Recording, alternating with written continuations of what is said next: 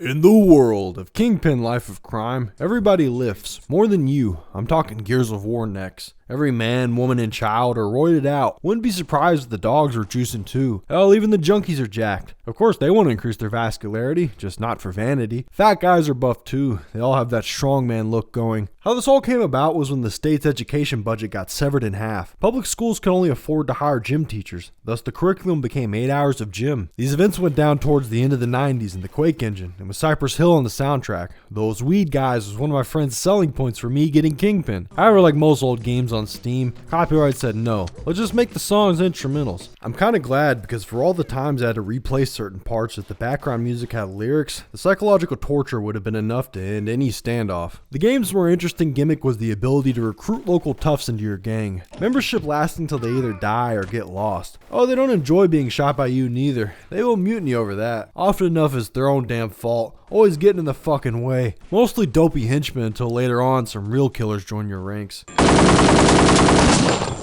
Each level has a pawn shop for guns and used medical supplies. Usually there's a bar as well that always costs a $10 cover charge to get in. At the bar, no fighting can take place since weapons physically cannot be pulled out. The purpose for this establishment is to meet people that'll give you quests. During dialogue, everything moves but mouths. And get the boys together. We're gonna pay them fucking scorps a little visit. Another freaking night, no pussy. I'm gonna bury those two motherfuckers. Pretty much everybody has that killer bean accent. All studio gangsters, not believable in their roles outside a few exceptions, such as the monotone protagonist. He actually sounds unhinged enough to kill hundreds of people because two guys beat him up. So what's up? Oh man, you got $1? No, I ain't got $1. Hey, get back to me when you got $1, huh? And I'll be back, motherfucker.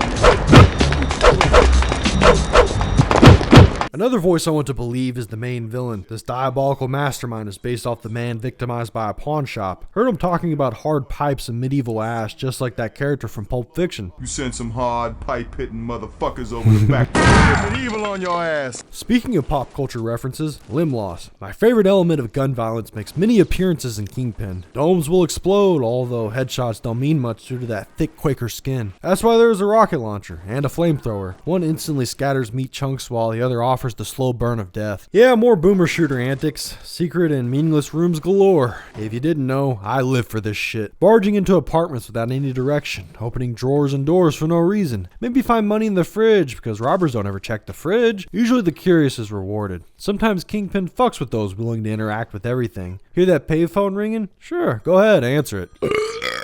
Say goodnight, motherfucker. This game falls in the genre where rats roam to nibble toes.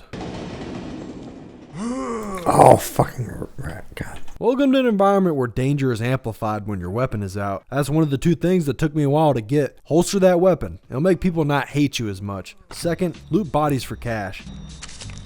Dog got $1 on him.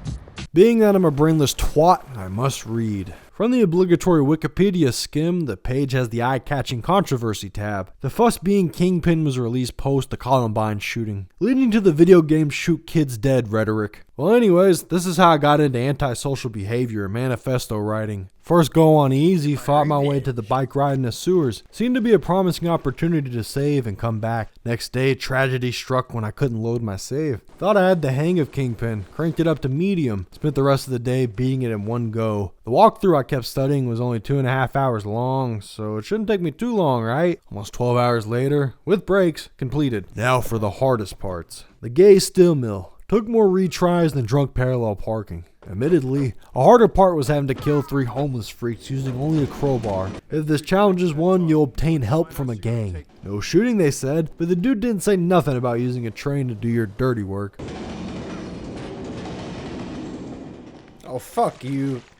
How'd he survive that? Oh, God.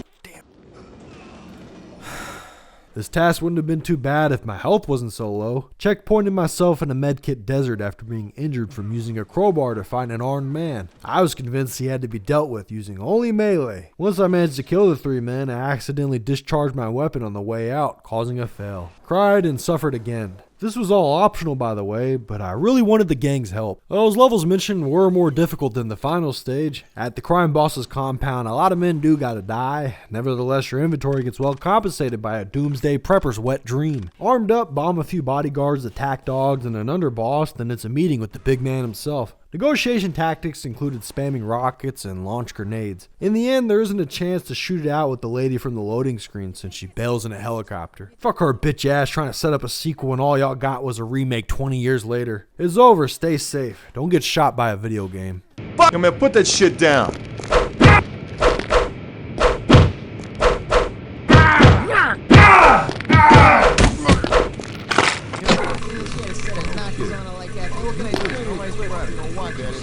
Hey, what's all the commotion? Yeah. So what's up? Yeah.